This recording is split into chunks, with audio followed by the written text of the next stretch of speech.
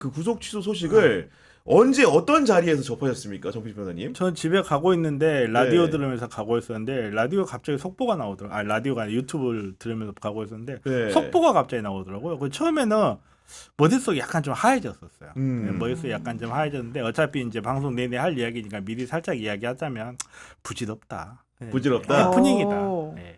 아니 우리 노 변호사님 같은 경우에는 언제 어떻게 이 사건을 좀 접했습니까? 그러니까 이 구속 취소 결정에 대한 소식을 네, 그렇죠. 네. 네, 저는 어제 제가 법원에서 이제 재판을 하고 있었었는데 네. 예, 끝나고 나오는 상황에서 갑자기 이런 소식이 그냥 물밀듯이 제 이 카톡방에서 그냥 딱딱딱딱딱 올리면서 이 얘기가 올라오더라고요. 그래서 내가 어저께요? 그 어제죠. 그 깜짝 오늘 놀랐습니다. 방송 어제죠. 토요일이니까 네. 그런 상황인데. 제가 네. 이렇게 눈치가 빠르답니다. 방송 특화 변호사라.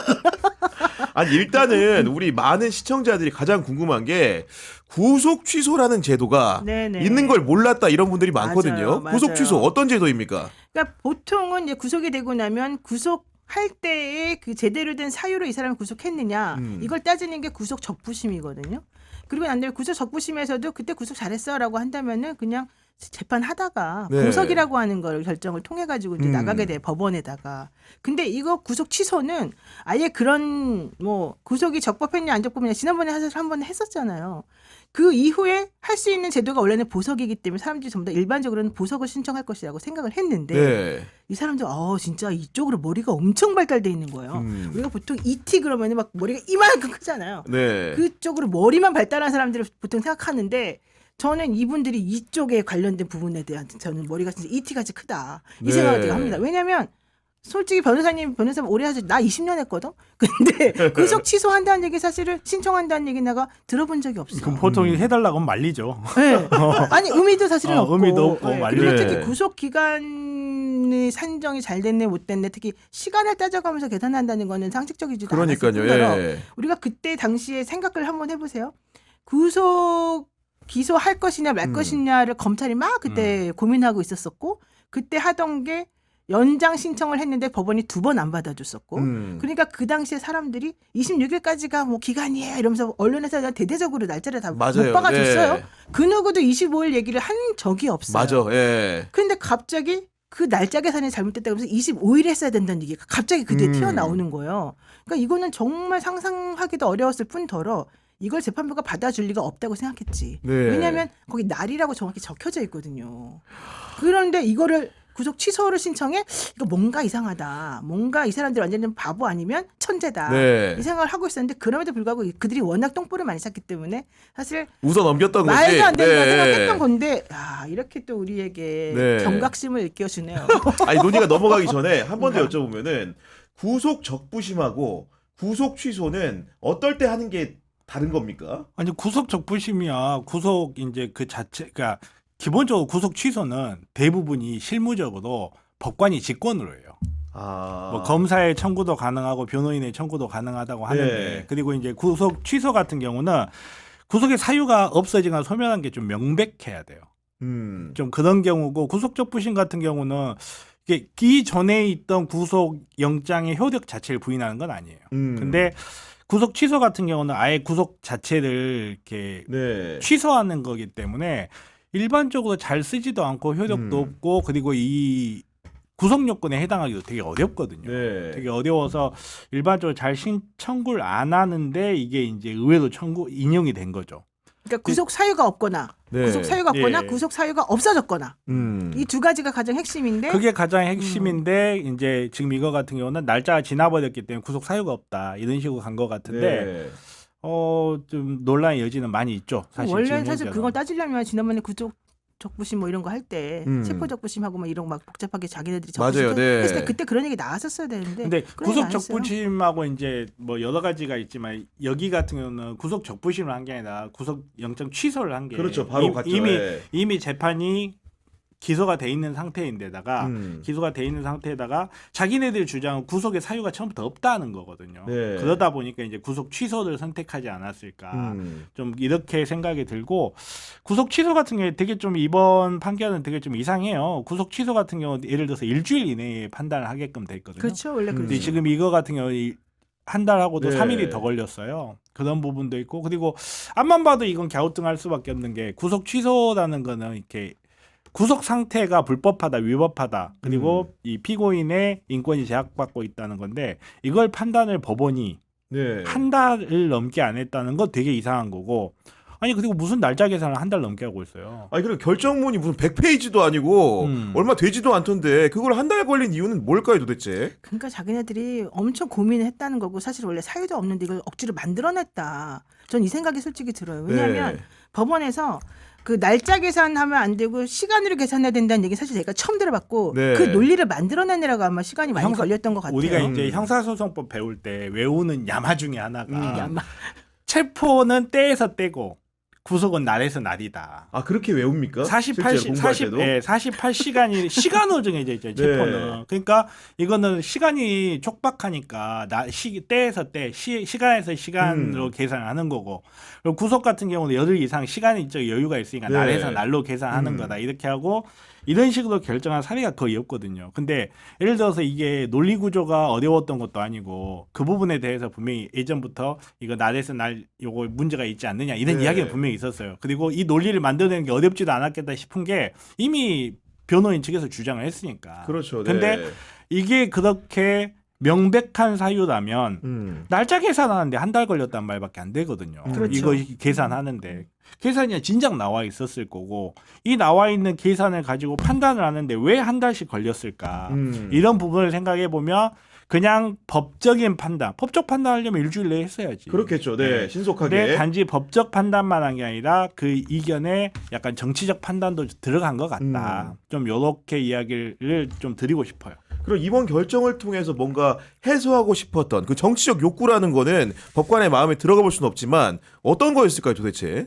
저는 근데 사실은 그 재판부를 압박하는 외부적인 세력이 너무 이분이 신경을 많이 쓰신 게 아닌가 생각이 들어요.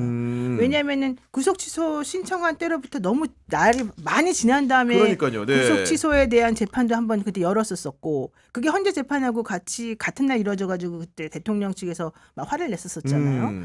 그다음에 또 하나는 그랬다고 치면은 그날 결정 내든지 그 다음날 결정 내든지 하면 되거든요. 그렇죠. 근데 네. 그때로부터 아무런 소식이 없었었어요. 그러다가 탄핵 심판 결정 끝난 다음에 할 것이다라는 의견이 어제 아침까지 계속 났었어요. 계속. 네. 네. 그러다가 갑자기 기습적으로 이런 결정을 내버렸거든요. 근데 그 동안에 무슨 일이 벌어졌냐면 계속해서 윤석열 측에서 중앙지방법원에서만 판단해 줘야 된다. 맞아요. 네. 중앙지방법원만 믿는다. 이런 얘기 계속했고 서부지방법원에 그때 난동을 벌이면서 있었던 그 수많은 사람들이 우리가 할 수 있는 건 이거보다 더 심한 짓도 할 수 있다.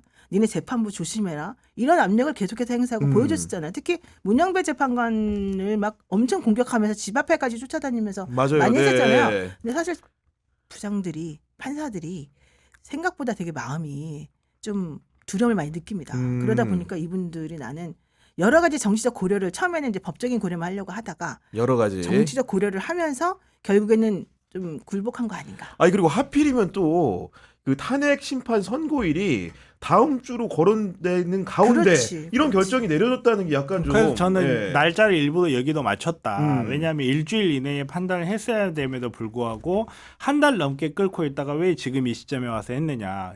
이런 걸 판단해 봤을 때 그 법원 입장에서는 헌법재판소에서 기각 가능성을 염두를 해둔 것 같아요. 제가 분명히 이야기하는데 기각이 된다는 게 아니에요. 네. 그리고 법원이 기각을 예측한다 이런 말이 아니고 기각 만에 하나라도 0.1%의 확률이라도 만약에 헌법재판소에 기각이 됐는데 윤석열의 구속이 유지가 되고 있으면 네. 대행 체계제도 안 되기 때문에 국가의 수뇌부가 비어 있는 상태가 돼 버리거든요. 약간 이런 것 때문에 구속 상태 자체를 약간 유동성 있게 만들어 놓으려고 하지 않았는가. 필요하면 석방을 할 수 있는 상태를 좀 만들어 놓으려고 네. 의도한 게 아닌가. 저는 좀 그렇게 생각을 하는 편이에요. 그러니까 근데 왜 그런 걸 해야 돼요? 필요하면 왜 그 사람을 석방할 수 있는 상태를 왜 만들어줘야 돼요? 만약에 헌법재판소에 기각이 된다면 그런데 기각이 되면 대행 체제도 안 되잖아요. 근데 대통령이 감옥에 갇혀 있는 상태가 돼 보이는 거잖아요. 그러면 말 그대로 국가 행정부의 수뇌부가 비어 있는 상태가 돼 버리니까 그것이 옳건 그르건 간에 저는 그게 옳다라는 게 아니에요. 해소해줬다. 네, 그러니까. 옳다라는 게 네. 아니고 해소를 한다기보다는 약간 유동적 상태. 필요에 따라서는 법원이 판단해서 이 사람을 내놓을 수도 있는 네. 그런 상태를 좀 유지를 해서 만에 하나 있을지 모르는 그건 뭐 법원에서는 어느 정도 생각은 해야 될 테니까 그러니까 정무적 판단을 했다라고 판단하는 이유예요. 제가 생각했을 때 왜 이거를 도대체 아니 날짜계산 똔똔이 쳐보는 거는 엑셀에서 돌리면 바로 나오는 건데 이거를 한 달을 넘게 잡고 있다가 겨우 내놓은 사유라는 게 네. 날짜가 안 맞다. 시간이 안 맞다. 이런 정도의 사유로 내놨다는 거는 지금 이제 하면 즉시항고 기간 일주일 있고 그러면 예를 들어서 일주일 안에 헌법재판소 어떤 판결이 나오면 거기에 따라서 뭐 검찰에서 혹은 법원에서 즉시 판단을 해가지고 이제 나가라. 라고 할 수 있는 그런 상태를 좀 만들어 주려고 네. 하잖아요. 물론 이제 저는 이게 옳다라는 뜻은 아니에요. 이게 당연하다는 뜻도 아니고 저는 이렇게 판단하면 안 된다라고 생각은 하는데 그냥 사후적으로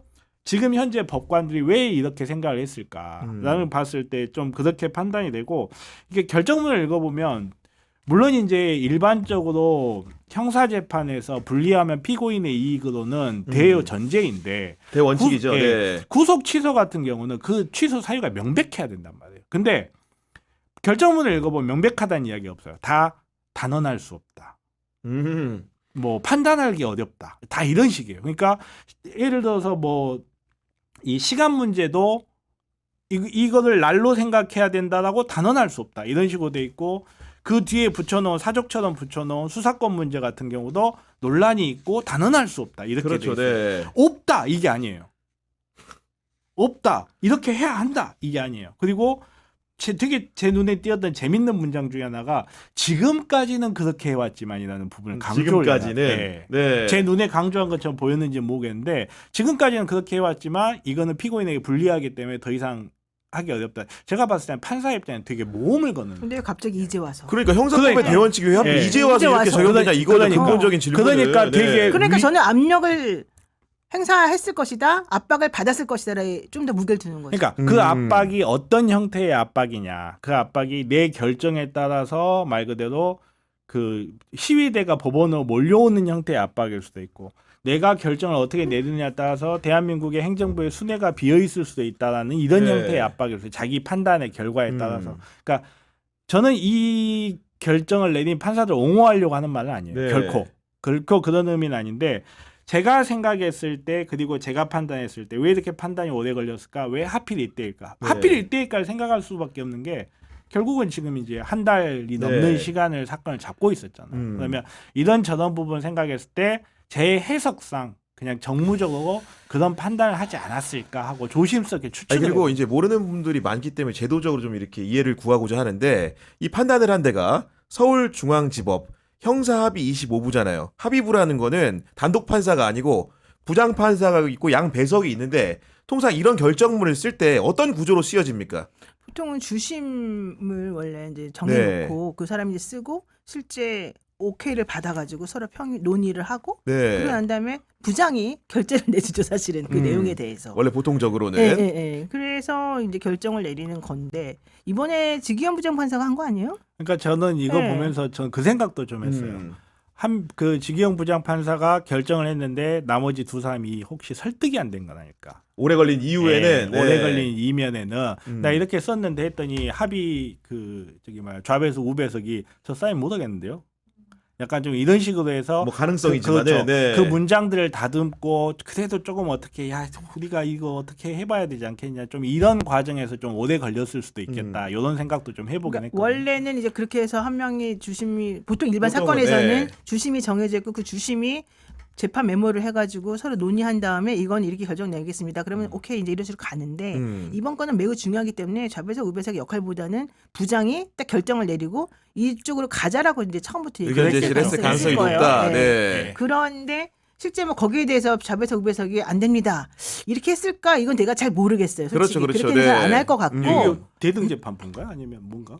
그건 아닐 것 같은데. 대등재판부일 것 같아. 그래요? 왜냐하면 사건 하고 있는 사건이 워낙 굵직굵직하니까요. 여러 사람 예, 피고인들이 예, 많기도 예, 하고 예, 뭐 예, 그럴 예. 수 있을 것 같은데 그 여하간 뭐 그런 상황이다 보니까 자꾸 이제 우리가 지금 초두에 얘기하는 것만으로도 정치적인 해석을 안 안할 하고 수가 싶어도 없다. 안 할 수가 없죠. 계속 하게 된 이런 예, 상황이고 예, 예. 이제 강론으로 좀 가보면은 날이 아닌 시로 계산한다는 논리를 제시하면서 그 책보 적부심사 관련된 얘기를 했습니다. 예. 그 기간은 그 빼달라고 하는 요구에 대해서 검사 요구에 대해서 아니다. 이거는 그 쉽게 얘기해 산입해야 이런 식의 주장을 한 거죠. 그렇죠. 예. 네. 예. 왜 그럼 어떤 논거로 그렇게 얘기한 겁니까? 모르겠는데요, 저도. 아시는 분 계세요? 아니, 분명히 법문에 명백히 날에서 날이라고 돼 있단 말이에요. 네. 근데 이 날에서 날을 이렇게 계산하면 피고인에게 손해가 되니까 날에서 날로 계산하면 안 되고 이 날이라는 표시를 시간으로 봐야 된다. 그렇게 해석해야 된다. 이렇게 한 것 같은데 사실 구속 피의자 같은 경우는 그걸로 그렇게 손해를 본다라고 보기도 저는 어려울 것 같거든요. 왜냐하면 대부분 구속 피의자들 구속 기간이 다 형의 산입도 되고 나중에 혹시라도 나오게 되면 그 날이다. 예, 나오게 되면 거기에 대해서 형사보상 청구를 또 가능하고 그 날짜만큼 이득을 받거든요. 네. 근데 이걸 가지고 피고인에게 불이익할 수 있다라고 해서 더 이상의 관행은 인정할 수 없다. 네. 약간 이런 식으로 간 건데 근데 법이라는 게 이게 우리가 이제 관행이라고는 하지만 네. 이게 관행이 아니거든요. 지금까지 법의 해석을 그렇게 해왔고 그 해석에 따라서 움직인 거지 아무런 근거가 없이 옛날부터 이렇게 해왔기 때문에 검찰이 관행적으로 이렇게 한다. 그게 아니거든요. 분명히 법문에 날에서 날이라고 돼 있고 이 부분에 대해서 해석을 하는 과정에서 날에서 날 한글 못 읽어? 날에서 날이잖아. 날짜에서 날짜. 이렇게 하는 게 지금까지 굳어져온 네. 법의 해석인데 그걸 왜 이렇게 무리하게 본인도 과거에 다른 판례도 아니고 다른 결정들이 네. 있었다는 걸 알면서도 이렇게 했을까. 그리고 사실 이거 같은 경우는 이렇게 결정이 되잖아요. 그러면 지금 구속돼 있는 사람들 중에 손 들고 나온 사람들 많을 거예요. 따져보겠죠. 네. 하나하나 다. 네. 그리고 과거에 구속된 사람들 거기 뭐 여기 보면 김재규 막 판결 붙여놨잖아요. 하던데. 제가 봤을 때는 과거에 구속돼 있던 사람 중에 재심 청구할 사람이 있어요. 만약에 이걸 그대로 인용을 해버리면 부당한 불법한 구속이었다. 그렇죠. 부당한 네. 불법한 구속이었고 그 구속 기간에 증거로 나간 거는 불법한 증거이기 때문에 나는 증거가 없는 거다. 나 네. 재심해달라. 저는 제가 봤을 때는 그렇게 나올 확률도 꽤 있어서 네. 저는 최소한 유지되기는 어려울 것 같다. 그러니까 구속기관에 이제 불산입시키는 기준이 있는 형사소송법상에 예를 들면 구속 전 피의자 신문이라든가 아니면 구속 적부심은 법문에 있는 반면 체포 적부심은 없기 때문에 이거는 안 되는 거다 이런 식의 주장인데 이런 논리는 이해가 좀 되시는 겁니까? 아니 잘 못하겠어요. 안 돼요? 어떤 변호사도 이걸 명확히 이해하거나 그래요? 설명할 예. 수 없을 것 같아요. 이번에 얘기되는 게 서울중앙지방법원에 네. 체포 적부 심사를 청구해서 수사 서류가 법원에 있었던 시간이 10시간 32분이다. 그렇죠. 네. 이 시간이 사실 가장 지금 문제가 되는 거잖아요. 근데 이렇게 법원이 얘기를 해버리게 되면 법문에도 없는 거를 마음대로 자기네가 넣었다 뺐다가 할 임의적 해석일 수 있다. 예. 될 수가 있고 그리고 실질적으로 법원에서 서류 심사하는 그 시간은 사실 법원 맘이잖아요. 그렇죠, 내가 계속 예. 붙들고 있을 수도 있고 아닐 수도 있고. 맞아요. 네. 그럼 그런 것들이 이 검사 측에서 보자면 얼마나 비합리적이고 자의적일 수 있다는 거지. 이상한 네. 일이잖아요. 그러니까 그런 것들을 이쪽의 책임으로 돌려버리는 거예요. 법원은 자기네가 사실은 잘못해놓고 예컨대. 그러니까 이런 식으로 따지게 되면은 상식적으로 좀 납득이 안 가니까 어떤 변호사들도 사실 이 법기술자들 이티같이 머리만 이쪽으로 발달된 이 사람들 아니고서는 이거 사실 생각해내기도 어려웠을 것 같은데 아니, 이걸 왜 동조해줬는지를 모르겠어요. 상황이 이 정도쯤 되다 보니까 혹시 윤석열 측에서 체포 적부심은 했잖아요. 그리고 이제 그 구속이 이제 된 건데 그 이후에 이제 이런 상황들을 좀 이렇게 유념해서 보고 있다가 이렇게 써먹어야겠다. 이런 생각을 했을 가능성도 있습니까? 저는 가능성이 그렇죠. 당연히 있다고 그렇겠지. 봐요. 당연히 가능성이 그렇겠지. 있다고. 네. 그러니까 뭔가 논리를 만들어서 믿어 넣을 건 있어야 될 거 아니에요. 그 구속 취소를 청구를 하는데 아무런 논리 없이 청구하기는 어려울 거고 뭔가를 믿어 넣었다라는 건데 그럼에도 불구하고 이제 제가 부질없다라고 이야기를 하는 거는 네. 쉽게 말해서 본안에 대한 이야기는 하나도 없잖아요. 그러니까 구속에 예를 들어서 구속 사유가 없었다 이런 부분이 되려면 지금 여기 보면 수사권이라든지 이런 거에 관한 설명하는 건 친절하게 붙여놨어요. 근데 뭐 예를 들어서 내란에 해당될 여지가 없다든지 적법행위에 해당한다 이런 내용은 전혀 또 없더라고요. 그렇죠. 네. 네, 그런 부분을 봤을 때는 참 부질없는 짓인데 왜 이렇게 했는지 알다가도 모르겠다. 아니, 저는 네. 법원이 그 내용을 판단할 수가 없었을 거라고 보고 내지는 실제 헌재에서 나온 여러 가지를 보더라도 실제 그거는 내란죄에 해당하기 너무 명백하지 않습니까? 그러니까. 근데 그것들은 언급하지도 않고 그냥 딴 걸 가지고 자꾸 이런 식으로 구속취소를 인정해 주는 거가 너무 비겁하다 이런 생각이 아니 진짜 비겁한 게 진짜 비겁해요. 진짜 비겁한 게 모든 건 다 검찰 탓이에요. 이 내용 그대로라면 모든 건 다 검찰 탓이야. 그러니까 네. 제가 검찰 쉴드를 쳐줄 생각은 1도 없는데 그냥 이 결정문을 읽어보면 날짜도 계산 못하는 바보들, 수사권도 판단 못하는 바보들 뭐 이런 식이거든요. 정말로 어떻게 보면 굉장히 검찰 조롱해 놓은 거예요.